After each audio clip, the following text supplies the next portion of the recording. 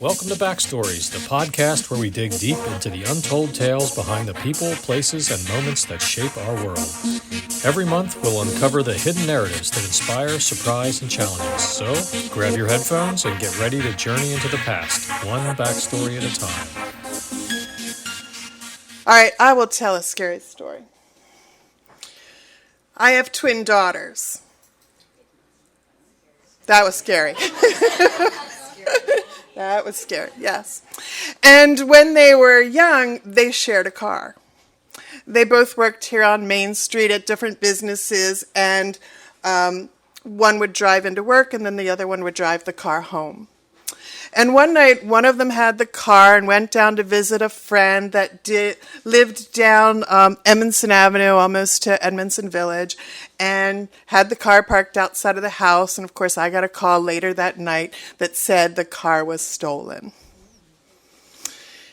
And I wanted to know absolutely, of course, how the car was stolen. And she said, well, we had this habit of, rather than each of them carrying a set of keys, they would just leave the keys in the car. And then the car would be unlocked. And, of course, down here in Ellicott City, one would get off and drive the car home. But when you're parked down in the city, that's just an invitation to borrow your car. And I was livid. How could you be so irresponsible? How could you let this happen? And I raised children who see the world through unicorns and fairies. And she looked me in the eye and she said, Mom, I have this feeling that somebody just borrowed the car. They just needed it really bad. Maybe they had to get to the hospital, and they will bring the car back. Really? Really? Meanwhile, I'm driving to work in the city every day and combing the parking lots around Edmondson Village and the little shopping centers, thinking maybe somebody had ditched our car there because clearly it couldn't have had a lot of gas in it. And of course, I never find the car. But of course, when she said somebody borrowed the car, it suddenly dawns on me that they have my address, they have a set of keys. If they're borrowing it, bringing it back, they may want to borrow other stuff from inside the house. And so I have to call the locksmith and pay a ridiculous amount of money, which I now know it's very easy to change locks, so don't fall into the trap I did and pay hundreds of dollars to have a new lock put on. On that, please? Yeah, so you're now free. Oh, I can get you that cloth. So now I'm safe in my house. And about 3 nights later, in the middle of the night, my doorbell is ringing. And I go to the door, and it's everybody's worst fear. There's a policeman standing there. And maybe some of you single ladies would think, oh, the middle of the night, a policeman standing on my front porch. This is going to be good. That was not my thought. Because when I go to bed at night, I'm like a bear hibernating. But I've got the big fur blanket and everything. So when you wake me up in the middle of the night, I'm the angry bear that you wake up in the middle of the night. And I asked him what he wants. And he said, we found your car. And I'm looking at him with one eye and say, what time is it? And he says, 3:30 a.m.? Yes. But if you come with me right now, you can get the car. And we won't tow it out to the lot where you have to drive really far and get it. So come with me right now. So I say, okay. And I go in and I wake up my daughter and I say, there is a gorgeous policeman standing on our porch right now. So get up and brush your teeth and brush your hair and put on some makeup and let's go in the car with him to get the car. Because mothers of single daughters, we have to have priorities.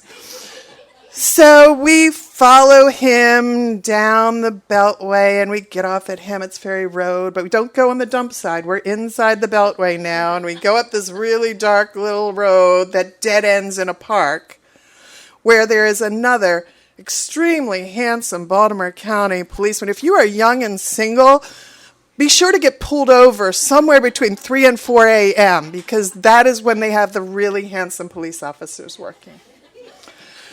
And there he is standing next to the car, and the doors are open and the trunk is open, and we get out of my car and walk over to the car, and he says, you know, you can take the car from here. We can't fingerprint it because it reeks of bleach. So I'm not sure what they did, but there's no point in us fingerprinting the car. And we walk around the car, and it's immaculately amazing that, it's not full of junk from my daughters, whether they throw out all the trash or whatever. And in the trunk, there's 2 gas cans. My daughter identifies one. The other one is a brand new gas can they left us. The car is clearly out of gas. And he says, go ahead, you can take the car. And now we're doing rock, paper, scissors in the parking lot to decide who's going to drive the Bleach car home. And then I realized, well, I'm the mother here. I'm not driving that car. You're driving that car. Because I'm not getting in the Chainsaw Massacre car and riding down the Beltway wondering what happened in that car. So we coast down to the corner where there's a gas station that's very sketchy because now the policemen have just gone, and we get gas, and all the way home I'm following that car with all the windows down, and it's freezing cold, and all I can think about is what the heck did they do in this car? Like, what do you do with the car now? Do I just get rid of this car, or is another policeman going to show up and say your car was now identified in a crime, and I have a whole nother situation? And we get home, and it's really late, and I just want to go to bed before the sun comes up. And we get up the next morning and tell the twin sister that the car has been found, but it has this horrendous bleach smell that I don't know how we're going to get rid of. And she goes, oh, yeah, I drove one of the guys from work to the laundromat the other day, and he spilled bleach in the trunk.